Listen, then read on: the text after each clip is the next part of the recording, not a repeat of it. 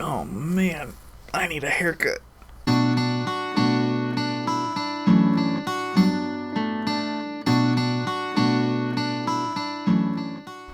Hello, Theater One. This is Mr. Parsons again.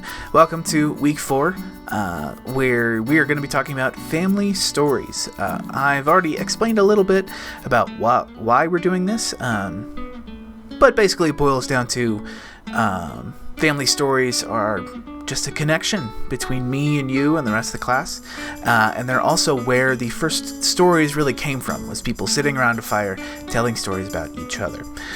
So, we're going to practice that. We're going to go right back to the beginning and tell some family stories. Alright, I'm going to get my notebook where I wrote the stuff, in a place where I can see it. So, my family story. This takes place at my parents' wedding, and then will also take place at my wedding. My dad was the youngest in his family, and he was kind of the last to get married. So he was wanting his ceremony to both flow smoothly, and so was his mom, my grandma.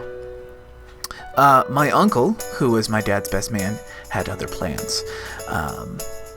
My uncle was a bit of a trickster, and he pulled several pranks on my dad, which we're going to talk about.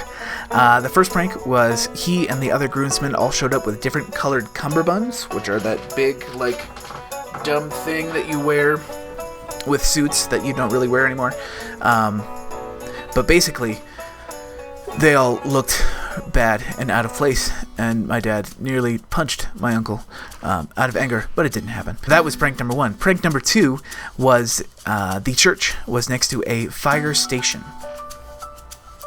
Now, just as my mom is coming down the aisle to "Here comes the bride," the fire station truck just starts blaring and blast by the church, causing everything to stop and everybody to kind of hold while the fire truck is blaring by. And while that's happening, my uncle leans over to my dad and says, "That was prank number 2. And of course, this sets my dad on edge, because if there's 2 pranks, there's probably more. But my uncle was saving the best for last. So the rest of the ceremony goes just fine, until it is time to present the rings. And if you've never been at a wedding or heard of a wedding, the best man has the ring that the groom is going to give to the bride. This big, shiny, expensive ring. So my dad asked my uncle, "Do you have the ring?" And my uncle goes like that, and there are audible gasps in the church, because the best man is supposed to have the ring. So the best man looks to the groomsman next to him. He does the same thing. He pats himself down, goes to the next groomsman. He pats himself down, does the same thing.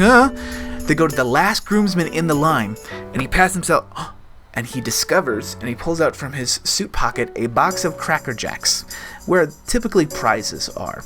So this last groomsman, he pours out the box of Cracker Jacks, so there's Cracker Jacks literally all over the floor, and at the bottom of the Cracker Jacks box is the ring.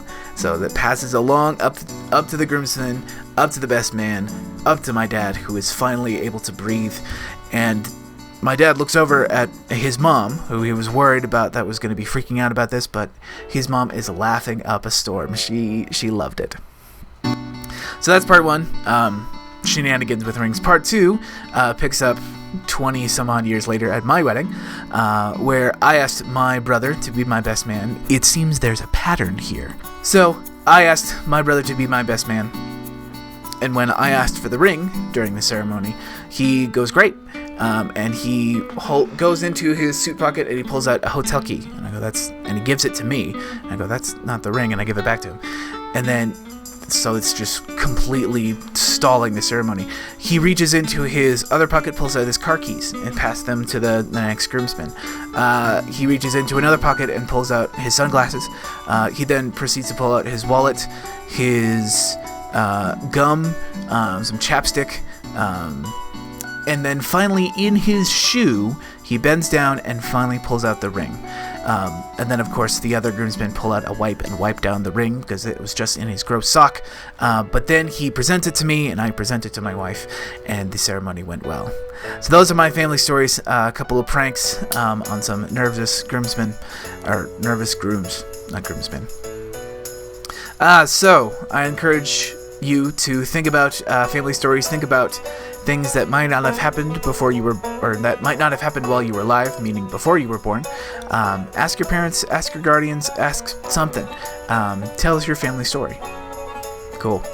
And make sure to also do the pantomime reflection. That is also on the Google form. Wonderful. Great. I will see you all next week for week 5. Bye, everybody.